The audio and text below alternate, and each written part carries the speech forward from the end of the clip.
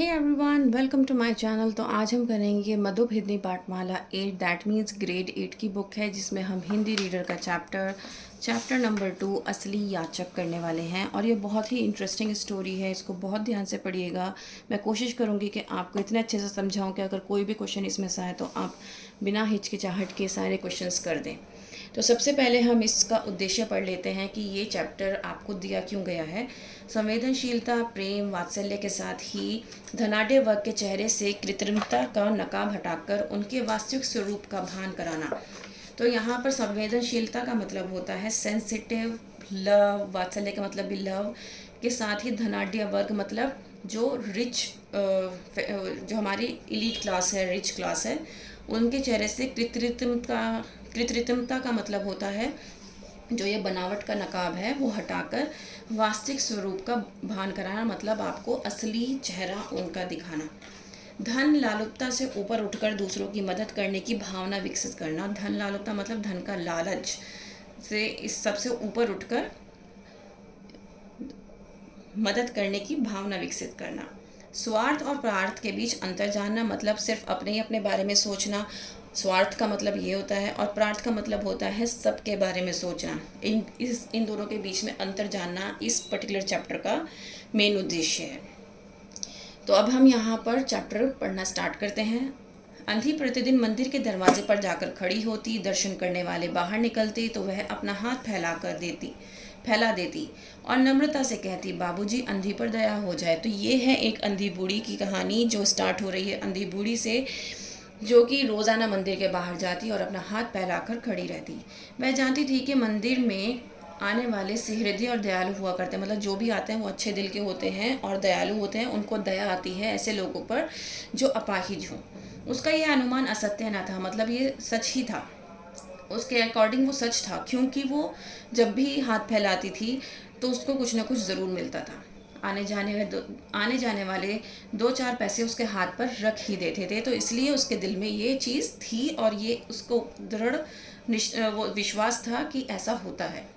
अंधी उनको दुआएं देती और उनकी से हृदयता की सराहती, मतलब उनके अच्छे दिल को सराहती। अब जो वहाँ पे लेडीज़ आती थी वो उसके पल्ले में थोड़ा बहुत अनाज डाल देती थी। सुबह से शाम तक वो इसी प्रकार हाथ फैलाए खड़ी रहती थी।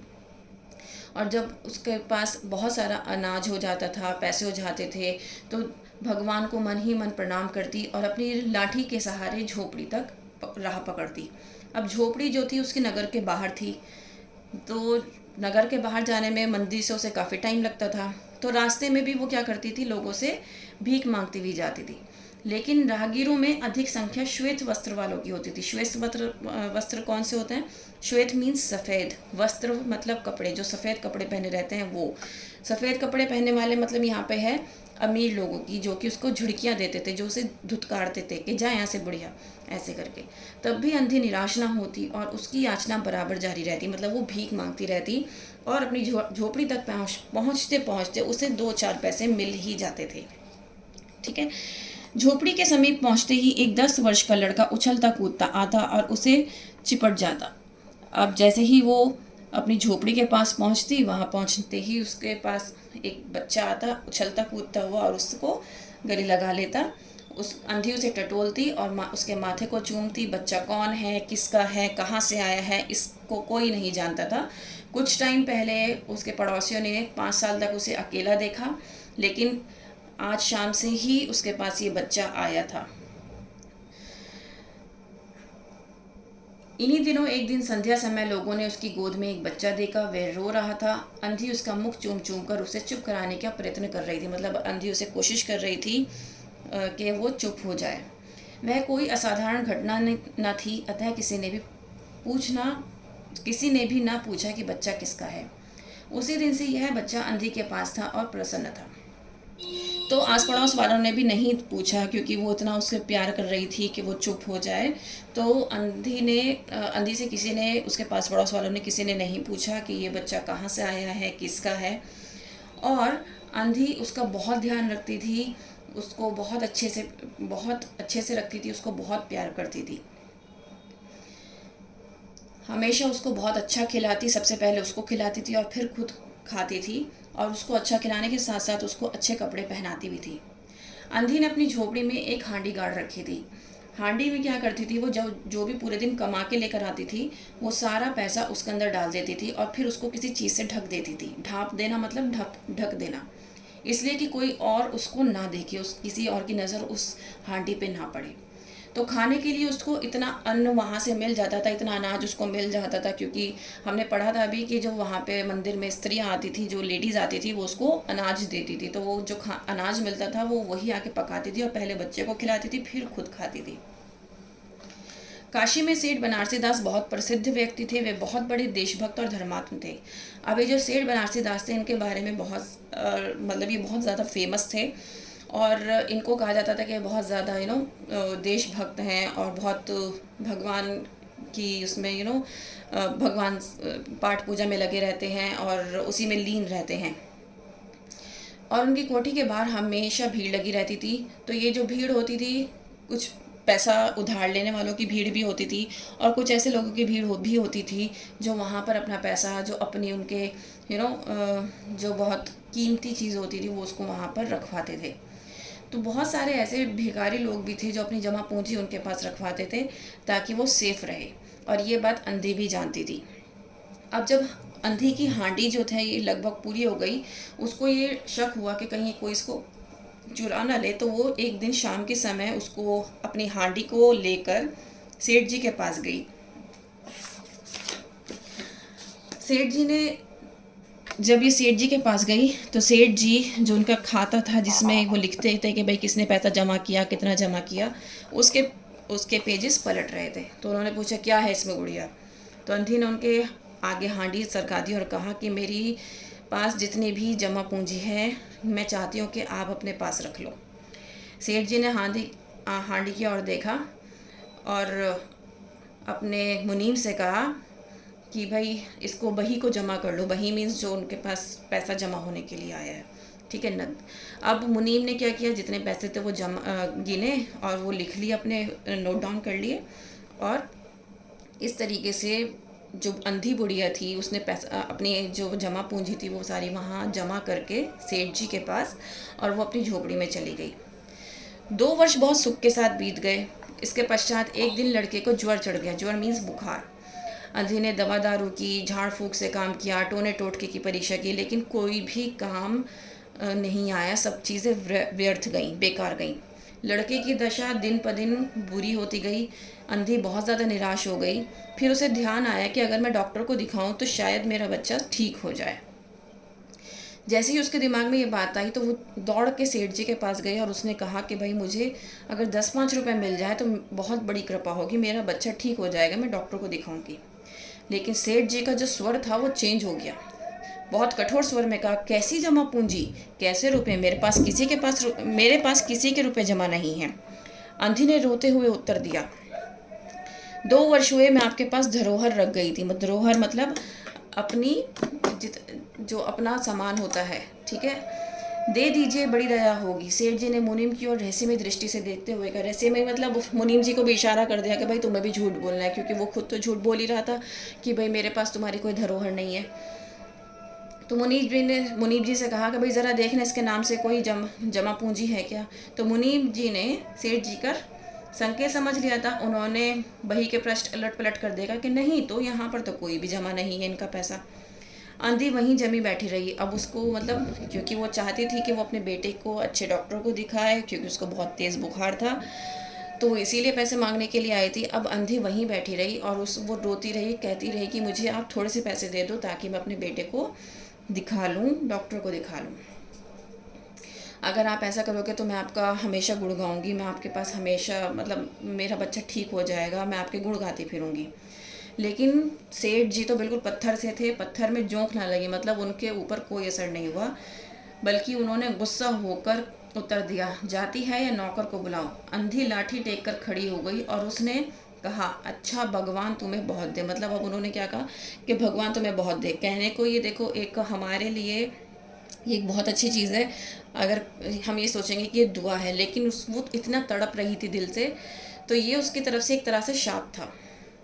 बच्चे की दशा बिगड़ गई थी। अब उसकी अवस्था चिंताजनक हो गई थी, उसके प्राणों के भी लाले पड़ गए थे।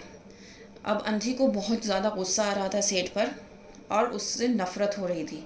अचानक बैठे बैठे उसको कुछ ध्यान आया और अंधी को कुछ ध्यान आया और वो अपने बेटे को गोद में उठाकर सेठ जी के कोठी के आगे ले जाकर बैठ गई और वहाँ धरना देकर बैठ गई। एक नौकर किसी काम से बाहर आया। अंधी को बैठा देखकर उसने सेठ जी को सूचना दी। सेठ जी ने आज्ञा दी कि उसे भगा दो। अब जब उसने सेठ जी को बताया कि भाई वो बुढ़िया जो है अपने बेटे के साथ बाहर बैठी है, तो सेठ जी ने कहा कि इसको यहाँ से भगा दो। अब जो उसके नौकर थे सेठ जी के, उन्होंने मारने की पीटने की धमकी दी, लेकिन वहाँ से वो नहीं हिली, अंधी बुढ़िया नहीं हिली। फिर अंततः एंड में सेठ जी को बाहर आना पड़ा। अब सेठ जी उसे देखकर पहचान गए कि भाई ये तो अंधी बुढ़िया है। अब लेकिन बच्चे को देखकर बड़ा आश्चर्य हुआ, क्योंकि उनका बेटा जो कि 7 साल पहले खो गया था एक मेले में, बिल्कुल उसी के जैसी उसकी शक्ल मिलती जुलती थी। अब उन्हें याद आया कि मोहन की जांघ पर, जांघ मीन्स उसकी थाई पर एक लाल रंग का चिन्ह था। इस विचार के आते ही उन्होंने बच्चे की जांघ देखी। चिन्ह अवश्य था, परंतु पहले से कुछ बड़ा। वहाँ पर उन्होंने वो चिन्ह देखा, लेकिन पहले से बड़ा था। अब उन्हें विश्वास हो गया कि ये बच्चा उन्हीं का है। अब उसने क्या किया, उस बच्चे को एकदम उस बुढ़िया से छीना और अपने कलेजे से लगा लिया। बच्चे का शरीर जो था वो बुखार से तप रहा था। उन्होंने नौकर से कहा कि जल्दी से डॉक्टर को बुला के लाओ, और इसको अंदर ले गए बच्चे को। अंधी चिल्लाने लगी, मेरे बच्चे को ना ले जाओ, मेरे रुपये तो हजम कर गए, अब क्या मेरा बच्चा भी मुझसे छीनोगे? ये कौन कह रहा है? ये अंधी बोल रही है। सेठ जी बहुत चिंतित हुए और ये कहा, यह बच्चा मेरा है, 7 वर्ष पूर्व कहीं खो गया था, अब मिला है, सो इसे कहीं नहीं जाने दूंगा और लाख यत्न करके भी इसके प्राण बचाऊंगा। अब ये कौन बोल रहा है? ये सेठ जी बोल रहे हैं कि अब चाहे कुछ भी हो जाए, इसको मैं कहीं नहीं जाने दूंगा और इसकी जान में बचाऊंगा। अंधी ने एक जोर का ठहाका लगाया, तुम्हारा बच्चा है इसलिए लाख यत्न करके भी उसे बचाओगे? मेरा बच्चा होता तो उसे मर जाने देते। क्यों? यह भी कोई न्याय है? इतने दिनों तक खून पसीना एक करके इसको पाला है, मैं इसको अपने हाथ से नहीं जाने दूंगी। तो अब अंधी हंसने लगी कि तुम्हारा बेटा है तो तुम इसलिए इसकी जान बचाओगे, मेरा होता तो तुम इसकी जान ना बचाते। और मैंने इसको बहुत लाड से पाला है, इसकी खून पसीना एक करके मेहनत करके मैंने इसको पाला है, इसको नहीं मैं कहीं तो जाने दूंगी। सेठ जी की अजीब दशा थी, कुछ करते धरते बन नहीं पड़ता था। कुछ देर वहीं मौन खड़े रहे, फिर मकान के अंदर चले गए। मौन मतलब चुपचाप खड़े रहना, कुछ ना बोलना। थोड़ी देर वो चुपचाप खड़े रहे और फिर अंदर चले गए। लेकिन अंधी वहीं खड़ी हुई रोती रही और फिर थोड़ी देर बाद वो अपनी झोपड़ी की ओर चल दी। दूसरे दिन प्रातःकाल प्रभु की कृपा हुई या दवा ने जादू का सा प्रभाव दिखाया, मोहन का ज्वर उतर गया। दूसरे दिन क्या हुआ, सुबह में मोहन का बुखार उतर गया। होश आने पर उसने आँख खोली तो सर्वप्रथम शब्द उसके मुंह से निकला, माँ। तो सबसे पहले उसके मुंह से माँ निकला। चारों ओर अपरिचित शक्लें देखकर उसने अपने नेत्र फिर बंद कर लिए। चारों ओर अपरिचित मतलब जिनको वो जानता नहीं था। चारों ओर उसको ऐसी शक्लें दिख रही थी जिनको वो जानता नहीं था, तो उसने अपने आंखें फिर से बंद कर ली। अब उसका बुखार जो था फिर से तेज़ होना शुरू हो गया। माँ माँ की रट लगी हुई थी। डॉक्टर ने जवाब दे दिया। सेठ जी के हाथ पांव फूल गए, चारों ओर अंधेरा दिखाई पड़ने लगा। अब डॉक्टर ने भी जवाब दे दिया कि अब हम इसको नहीं बचा सकते, क्योंकि अब उसे कौन याद आ रहा था? सिर्फ माँ याद आ रही थी। उसे अपने चारों तरफ कौन दिखाई दे रहा था?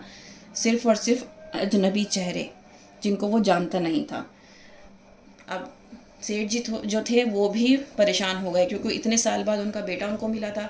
अब वो उसे नहीं खोना चाहते थे। क्या करूं, एक ही बच्चा है, इतने दिनों बाद मिला तो मृत्यु उसके अपने चंगुल में दबा रही है, इसे कैसे बचाऊं? ये कौन सोच रहा है? सेठ जी सोच रहे हैं। सहसा उनको अंधी का ध्यान आया। पत्नी को बाहर भेजा कि देखो कहीं वे अब तक द्वार पर न बैठी हो, परंतु वहाँ कहाँ। सेठ जी ने फिटन तैयार कराई और बस्ती से बाहर उसकी झोपड़ी पर पहुँचे। फिटन मतलब जो अपनी उनकी सवारी थी। अंदर गए तो देखा कि अंधी एक फटे पुराने टाट पर पड़ी है और उसके नेत्रों से अश्रुधारा बह रही है, मतलब आंसुओं की धार बह रही है। सेठ जी ने धीरे से उसको लाया। उसका शरीर भी अग्नि की भांति तप रहा था। अब सेठ जी ने जब अंधी को हिलाया तो उन्होंने देखा कि उसका जो शरीर है वो भी, उसको भी बहुत तेज़ बुखार था। सेठ जी ने कहा, तेरा बच्चा मर रहा है, डॉक्टर निराश हो गए हैं, वह रह रहकर तुझे पुकारता है, अब तू ही उसके प्राण बचा सकती है, चल और मेरे नहीं अपने बच्चे की जान बचा ले। अंधी ने उत्तर दिया, मरता है तो मरने दो, मैं भी मर रही हूँ। तो ये क्योंकि अब अंधी को बहुत गुस्सा आ रहा था, क्योंकि वो उसका बच्चा छीन के ले गया था कि ये मेरा बच्चा है और इसकी जान मैं कैसे भी बचाऊंगा। लेकिन अब सेठ जी को, क्योंकि इतने साल बाद उनका एक लौती औलाद थी जो मिला था, अब उसे वो खोना नहीं चाहते थे। तो उन्होंने कहा कि भाई अपनी औलाद को बचा ले। सेठ जी ने किसको कहा? बूढ़ी को कहा कि तू अपनी औलाद को बचा ले, क्योंकि अगर वो ये कहते कि मेरी औलाद को बचा ले तो बूढ़ी कभी भी ना जाती। लेकिन यहाँ पर बूढ़ी बहुत ज़्यादा नाराज़ थी, तो इस वजह से कहने लगी कि भाई उसको मरने दे, मैं भी मर रही हूँ। सेठ जी रो दिए। अब सेठ जी क्या करने लगे? रोने लगे, क्योंकि यहाँ पर अंधी को सेठ जी को सबक सिखाना था, इसलिए उसने ये बात बोली थी। आज तक उन्होंने किसी के सामने सिर ना झुकाया था, किंतु इस समय अंधी के पांव पर गिर पड़े और रो रो कर कहा, ममता की लाज रख लो, आखिर तुम भी उसकी माँ हो, चलो तुम्हारे जाने से वह बच जाएगा। अब ये वही सेठ जी थे जो इतनी क्रूरता के साथ इसके पैसे लौटाने से मना कर रहे थे, और जब इसने अपने बेटे के बुखार के बारे में बताया था कि मुझे 5-10 रुपये ही दे दो, मैं अपने बेटे को डॉक्टर को दिखा दूंगी, उसके लिए भी मना किया था। ममता शब्द ने अंधी को विकल कर दिया। विकल मतलब बेचैन। उसने तुरंत कहा, अच्छा चलो। सेठ जी सहारा देकर उसे बाहर लाए और फिटन पर बिठा दिया। फिटन मतलब जो उसकी सवारी थी। फिटन घर की ओर दौड़ने लगी। उस समय सेठ जी और अंधी भिखारिन दोनों एक ही दशा थी, मतलब दोनों की कंडीशन एक थी। भिखारिन ने उसे पाला था और सेठ जी का वो अपनी औलाद थी, तो दोनों की कंडीशन एक ही थी। दोनों की इच्छा यही थी कि शीघ्र से शीघ्र अपने बच्चे के पास पहुंच जाए। शीघ्र से शीघ्र मतलब जल्द से जल्द। कोठी आ गई। सेठ जी ने सहारा देकर अंधी को उतारा और अंदर ले गए। अंदर जाकर, भीतर मतलब अंदर, अंदर जाकर अंधी ने मोहन के माथे पर हाथ फेरा। मोहन पहचान गया कि यह उसकी माँ का हाथ है। उसने तुरंत आंखें खोल दी और अपने पास खड़े हुए देखकर, माँ तुम आ गई। अंधी भिखारिन मोहन के सिरहाने बैठ गई और उसे मोहन का सिर अपनी गोद में रख लिया। उसको बहुत अच्छा अनुभव हुआ, सुख अनुभव हुआ, और वह उसकी गोद में तुरंत सो गया। दूसरे दिन से मोहन की दशा अच्छी होने लगी और वह 10-15 दिन में अच्छा हो गया। जो काम हकीम, वैद्य और डॉक्टर न कर सके, वह अंधी की स्नेहमयी सेवा ने कर दिया। स्नेहमयी मतलब जो दिल से की गई सेवा होती है। मोहन के पूरी तरह स्वस्थ हो जाने पर अंधी ने विदा मांगी, मतलब वो वहाँ से विदा होने लगी। तो सेठ जी ने बहुत रोका, परंतु वह ना मानी। जब वह चलने लगी तो सेठ जी ने रुपए की एक थैली उसके हाथ में दे दी। अंधी ने पूछा, इसमें क्या है? सेठ जी ने कहा, इसमें तुम्हारी धरोहर है, तुम्हारे रुपए, मेरा वह अपराध। मतलब उन्होंने याद दिलाया कि तुमने पैसे रखवाए थे लेकिन मैंने तुम्हें नहीं दिए थे, अब मैं लौटा रहा हूँ। तो इसलिए उन्होंने जो ये बोला है ना, मेरा वह अपराध, तो उन्होंने पूरा सेंटेंस ना बोलकर, मतलब उन्होंने याद दिलाया कि मैंने तुम्हें मना किया था कि तुमने कोई पैसे नहीं रखवाए हैं। अंधी ने बात काट कर, यह रुपए तो मैंने तुम्हारे मोहन के लिए इकट्ठे किए थे, उसी को दे देना। अंधी ने थैली वहीं छोड़ दी और लाठी टेकती हुई चल दी। बाहर निकलकर उसने उस घर की ओर देखा। उसके नेत्रों से अश्रु बह रहे थे। अश्रु मीन्स आंसू। किंतु आज वह एक भिखारिन होते हुए भी सेठ से महान थी, क्योंकि उसने सेठ के बच्चे को बचाया था। इस समय सेठ याचक था और वह दाता थी। याचक मतलब चलाने वाला, और दाता मतलब जो किंग होता है ना, तो वो उसने क्या किया था, उसके बच्चे की जान बचाई थी। उस सेठ जी ने गिड़गिड़ा कर उसे भीख मांगी थी कि मेरे बच्चे की जान बचा लो। तो इस कहानी का मूल शीर्षक कौन है? भिखारिन है। ये मैंने आपको स्टार्टिंग में ही बताया था। तो रविंद्रनाथ ठाकुर इसके राइटर हैं। तो इसका माइंड मैप देख लेते हैं, जो कि बहुत इंपॉर्टेंट होता है असली याचक का। अंधी भिखारिन की कहानी है, ठीक है, जिसके पास 10 वर्षीय, सबसे पहले हम यहाँ से पढ़ते हैं। अंधी भिखारिन भीख मांगकर कुछ पैसे जमा करती थी, फिर उसने पैसे जो है सेठ जी के पास जमा किए। किसी वजह से जब बहुत तेज़ बुखार चढ़ा तो अपने बेटे की तबीयत बिगड़ने के बाद अंधी सेठ के पास गई अपने पैसे मांगने के लिए, लेकिन सेठ जी ने पैसे देने से मना कर दिया। फिर क्या हुआ कि वो अंधी जो थी धरना देने बैठ गई अपने बेटे के साथ सेठ जी के दरवाजे पे, जिसमें सेठ जी ने अपने बेटे को पहचान लिया और उसका अपने घर ले जाकर बहुत अच्छे से इलाज कराया। लेकिन बेटे की तबीयत सही होने की बजाय क्या हुआ, बिगड़ती चली गई। और इसी वजह से क्या हुआ, सेठ जी को अंधी को वापस लेकर आना पड़ा। अंधी भिखारिन बहुत नेक दिल की थी, दयालु थी, ममतामयी थी। सेठ बहुत ही देशभक्त धर्मात्मक होने के दिखावा करने वालों में से था, लेकिन हमेशा गरीबों का शोषण करता था। मतलब उनकी हमेशा शोषण करने का मतलब होता है किसी के साथ बुरा करना, अपना स्वार्थ सिद्ध करने वाला। मतलब जो उसके हक में बेहतर होता था सिर्फ वो काम करता था।